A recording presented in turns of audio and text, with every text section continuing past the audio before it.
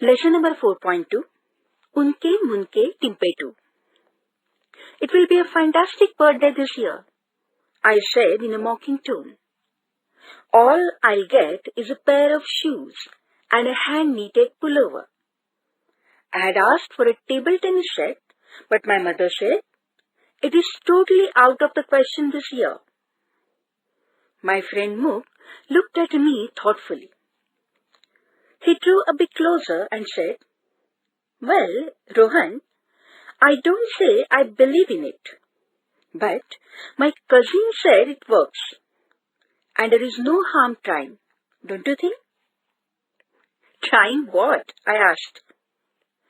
Well, my cousin said, if you really want something badly, all you have to do is to run around a banyan tree at midnight and then chant 17 times, unke, munke, timpetoo.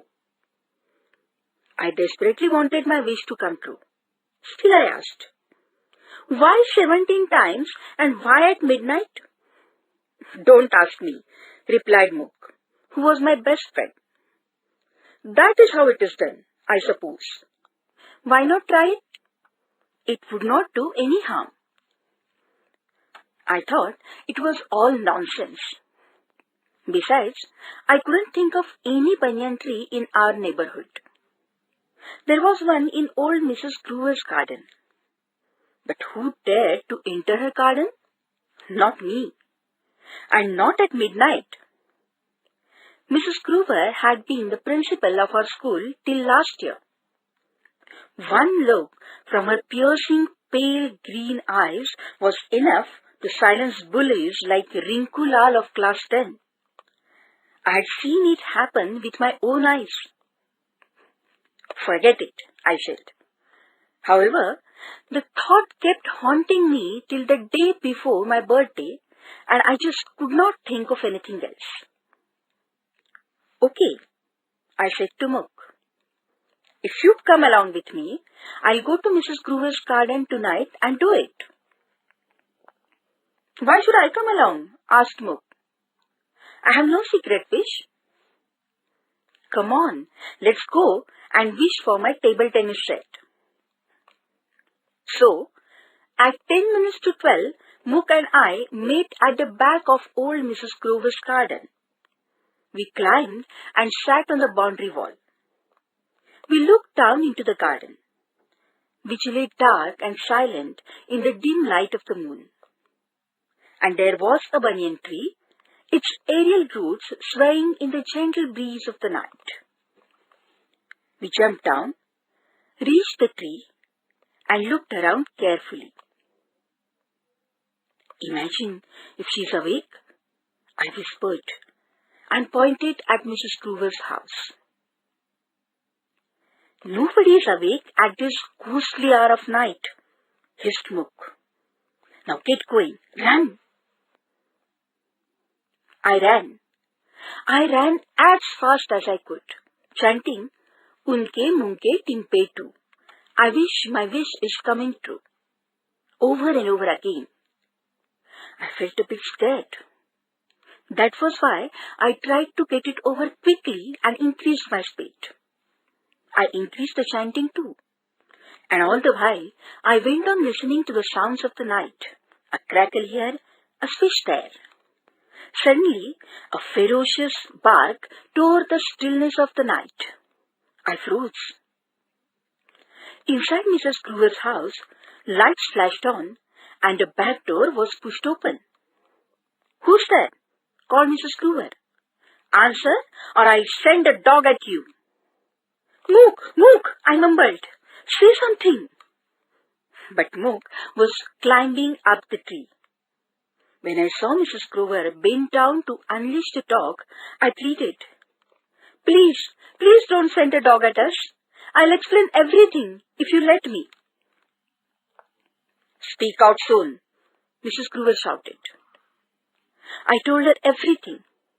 I feared she might not believe me.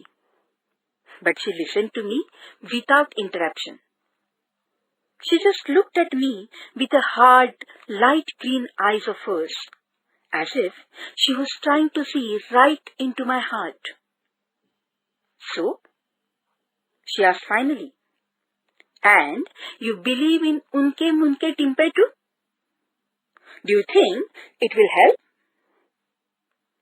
I tossed my head and said softly, I hope it will. Well, she returned, if you believe so, go and finish your rounds.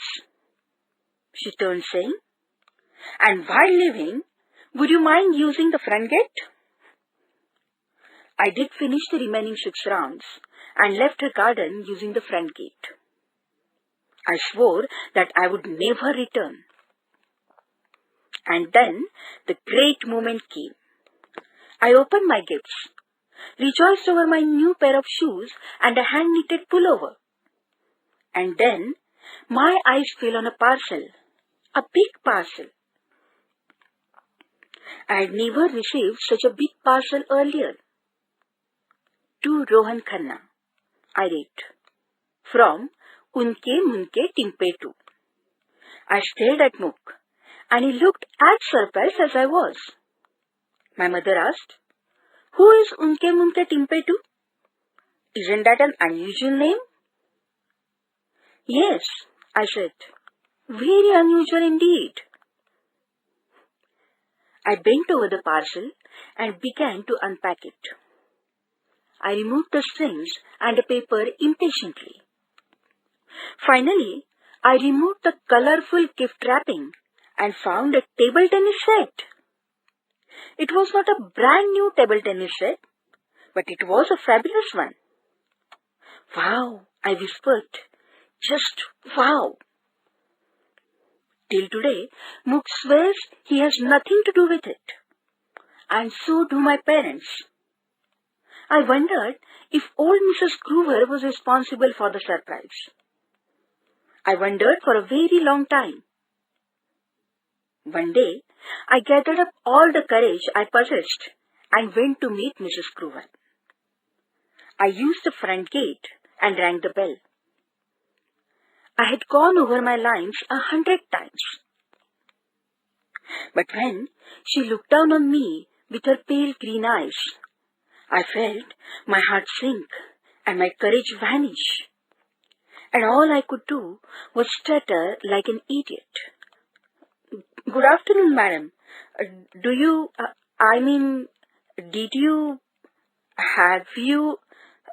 Sorry, but do you believe in unke munke timpetoo? Mrs. Groover continued to look at me with a strange look in her eyes. She replied softly but seriously, yes, I do believe in unke munke timpetoo.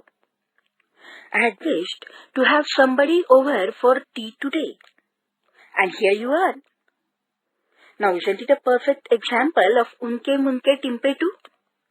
She smiled, and she looked so different, almost human. From that day onwards, Mook and I went to see old Mrs. Groover quite often. Not only because she made the best tea and had the best cookies. No, we went because we liked her. And then we had one thing in common. We all believed in unke munke timpetoo. By Shigran Srivastava. From Some More